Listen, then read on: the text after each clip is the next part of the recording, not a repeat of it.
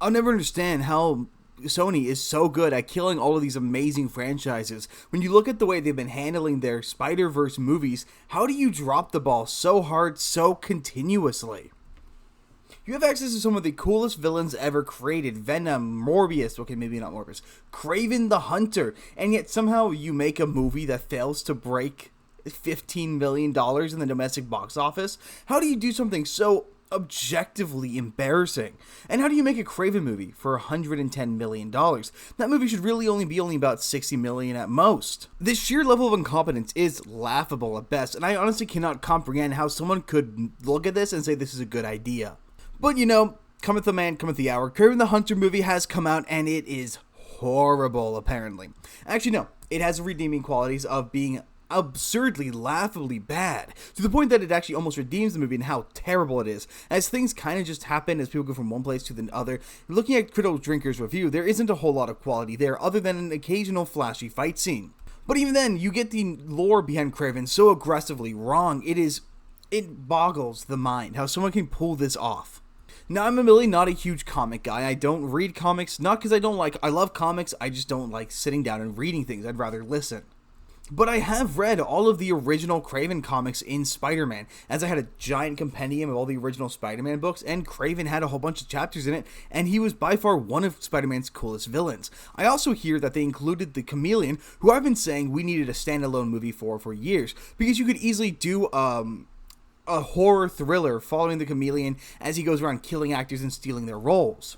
And only do it for, say, I don't know, $40 million, keep it at a very low budget, and really only, don't even say it's a Marvel movie, just sell it as a standard horror movie, and then at the end of the movie, that's when you reveal it's a Marvel movie. You don't have to advertise these niche Marvel things as being a part of the Marvel brand, and same with DC. In fact, it's actively hindering, because people will think it's going to be a superhero movie, when in reality, it shouldn't be, something like a Chameleon-only movie. Or Kraven the Hunter, a character who they so aggressively misunderstood that they took someone who really has nothing to do with superheroes other than wanting to hunt one and turning him into his own superhero.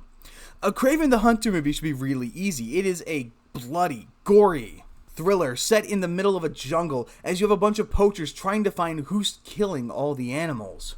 Corpses of large gorillas and lions laying dead on a savannah. Or a jungle, or whatever other setting, just lying there, and their wounds are weird. No knife marks, very little claw marks. They clearly weren't killed by another animal, and there's no way a man could have done it. And you should have followed poachers hunting down some monstrous man, going through the forest, killing everything in its path. Kraven should not be the main character of the movie, he should be the main target as a party is hunting him down. He should be the villain, and he should be intimidating as God knows what else. And in the end, he should kill every single one of the main characters in the most gory fashion possible. And then you drop the ball that it's a Marvel movie and that it's following Kraven the Hunter. You don't have to advertise it as being Marvel because the people who'd be drawn to that movie aren't necessarily Marvel fans. And as I've talked to people, I know a lot of people who have actively avoided watching movies because they think they're going to be superhero films. For instance, one of my favorite pieces of animation is DC Showcase Death, which follows Neil Gaiman's Death character, of whom I have the compendium for. I've only read about the first 2 chapters, because like I said, I don't read much. But I sure as hell like buying comics. And it follows her as a background character as she engages with this guy who just got fired from Arkham Asylum for taking too long to paint a wall. And he's absolutely depressed, and his life kind of sucks, and he draws this gorgeous painting, one of the best pieces of digital art I've ever seen, and then he dies. And it is an honestly, truly dramatic and heartfelt thing, but it takes a long time to convince someone to watch it because they hear, oh, it's DC, it must be a superhero thing. You don't even see any superpowers in it, let alone any heroes. So there's a lot of room to take superheroes and use them as genre films. You shouldn't have the thing of a superhero film. It is a superhero action, thriller, spy, western, superhero-themed movies that are being used into any and all genres. And that's what they should have done with Kraven, but instead they made it into a baseless superhero action flick that's super homogenous with the rest of them. Where big guy with magic powers, because yes, Kraven is a mutant in this one instead of being a normal guy who enhances with mutagens, fights a rhino, breaks the own rules they set up in the universe, like cutting the rhino with a knife even though he's immune to bullets, and then kill some bad guy who's irrelevant. It's a stupid film that makes no sense and doesn't serve any purpose. It's just to waste everyone's time and money. But exactly how much time and money was wasted on this movie? An embarrassingly large amount. Coming from Fan Pulse, written by John F. Trent, Kraven the Hunter tops Madam Web. Don't search that in your search engine. As big as Sony Marvel failure, opening weekend less than half of Madam Web. Kraven the Hunter sets a new record for Sony Marvel. Look at them, they're doing excellent. They set a new... Oh, never mind. With the lowest box office opening weekend for Sony Marvel Universe, besting Madam Web, which set that record earlier this year. According to the numbers, Kraven the Hunter had domestic opening of just 11 million. It brought in another 15 million internationally for a global gross of $26 million. In a depressing comparison, Madam Web had an opening weekend of 15.3 million, albeit it brought in over 6 million on its release day Wednesday, February 14th, and another 2.1 million on Thursday, which are not included in its opening weekend totals. By the end of its first weekend, Madam Web had grossed 23.5 million. And it looks like this is just another case of our expectations were low, but holy shit. It was only expected to bring in 20 million in its opening, but still fell short with only 11 million, missing the beat by $9 million. And Sean Robbins at Box Office Theory initially predicted the film would gross between 16 million and 24 million its opening weekend. He specifically predicted it would do 20 million. And as for its entire run, Robbins predicted it would earn between 41.5 million and 72 million. He specifically predicted it would do 52.2 million. Looks like you gotta get a bit better. Sorry, buddy. Price is Right rules. You win over, you lose. But with the horrendous openings on Wednesday, the projection has been shifted. Now down to a range of 12 million to 17 million in its opening weekend.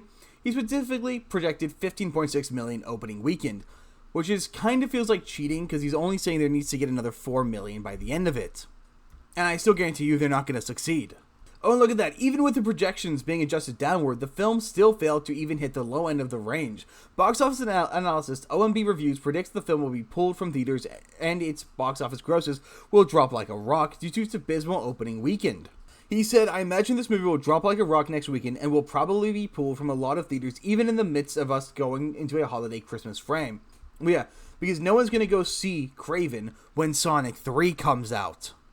Given the film has only grossed 26 million globally and had a total budget of 110 million, why would you spend 110 million on this movie? It doesn't even look like it would have cost that much money. OMB Review stated that the film currently is around 152 million in the red. It's not going to make that money back. An opening weekend of $26 million and they still need to shoot for 150 more? That's quite the number. And it sucks. This movie will never get second legs on physical either because they killed the physical market. You could argue that the film is not going to be the biggest box office loser of the year because there's films with a lot higher budget that did also really bad. Still, it's going to be one of the worst performing films of the year. No lie, no doubt in my mind. And I don't think it'll probably be on our list of top 10 biggest box office flops of 2024 once the numbers all come in. And that's a good point. There are a lot of movies that flopped this year that have budgets upwards of $300-400 million. And look at the upcoming Captain America Brave World movie, which is going to fail even more and has a projected budget of between $400-600 million with all the reshoots they've had to do for the film. And of course, as per always, people are going to learn the wrong message from this issue. People are going to look at this and say, oh, well, superhero fatigue, superheroes are just, they're dead, nobody cares about superheroes anymore. And that's the entirely incorrect way to go about looking at things. It also doesn't help that the Sony president hates superhero movies and always has. He hated them when he worked on the Fantastic Four movies, he hated it when he worked on the X-Men movies, and he hates them now that he's working on these movies. He hates superheroes. The problem here is that you have a bunch of people who don't like superheroes, who don't know how to use superheroes, and never bothered to pick up a goddamn comic book making these stories so that they don't actually know what it's supposed to look like. The only person I have any hope for is James Gunn, but he also seems to be far more interested in his own stories than sticking to the actual stories of the lore, and that has me a tad bit worried when it comes to his upcoming Superman movie. But superhero is not a genre, it is an application. Just as sci-fi isn't really a genre, it is a way to tell a bunch of stories in a different setting. For instance, yes, Firefly is a sci-fi movie, but it is also a western and it is a specific kind of movie. It is not just because it is set in space that it makes it its own genre. Similarly, just because you have a superhero as your main protagonist does not mean that the movie must be a superhero movie. You can have things that have nothing to do with superheroes. As I mentioned, death is not a superhero, has nothing to do with superheroes. You could tell a great death story without ever making it into a superhero movie. Kraven should never have been a superhero movie. It should have been a safari type movie like Tarzan. It should have been Tarzan from the opposite perspective, where you follow Clifton instead of Tarzan. But no, we didn't get that because these people are, well, brainlets. They don't understand how things should be. They're terrible at telling stories, especially ones they didn't create first. And that says a lot because these guys can't create for jack squat. But that's pretty much what I've got. Let me know, did you guys see Kraven? Did you enjoy it? Should we put it back in theaters and have a Morbius 2? I think we should. I think that's a great idea. And I will see you guys on the next one.